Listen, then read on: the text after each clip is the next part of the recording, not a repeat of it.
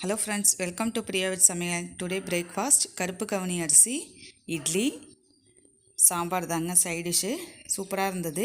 இதுக்கு ratio 2 cup கருப்பு கவுனி அரிசி, 1 கப்பு நம்ம இட்லி அரிசி, அது உளுந்து ஒரு 1/4 பங்கு, 1 ஸ்பூன் வெந்தயம். ஏன்னா கருப்பு கவுனி அரிசிலே கொஞ்சம் கொலகொலப்பு இருக்கிறதுனால கொஞ்சம் உளுந்து கம்மியாக போட்டால் போதும். நல்லா இருந்தது. வாங்க ஃப்ரெண்ட்ஸ் சாப்பிட்லாம். கருப்பு கவுனி அரிசி இட்லி சாம்பார். மத்தியானம் லஞ்ச் நல்லா சூடான சாதம், வெண்டைக்காய் சாம்பார், தாளிச்ச தயிர், பீட்ரூட் பொரியல், வெண்டைக்காய் கொஞ்சம் ஃப்ரை பண்ணியாச்சு. இது பக்கோடா மாதிரி போட்டாச்சு. கொஞ்சம் பருப்பு, இன்றைக்கி பருப்பு பொடி இடித்தோம். அது இன்றைக்கி கொஞ்சம் சாதத்தில் போட்டு கொஞ்சம் பருப்பு பொடியும் சாப்பிட்டாச்சு. நல்லா இருந்துச்சு. பருப்பு பொடி வீடியோ எடுத்திருக்கேன். அதாவது சும்மா ஒரு 2 நாளைக்கு வரா மாதிரி தான் நான் கொஞ்சமாக தான் இடித்தேன். அதை வீடியோ போடுறேன் ஃப்ரெண்ட்ஸ். வாங்க ஃப்ரெண்ட்ஸ் சாப்பிட்லாம்.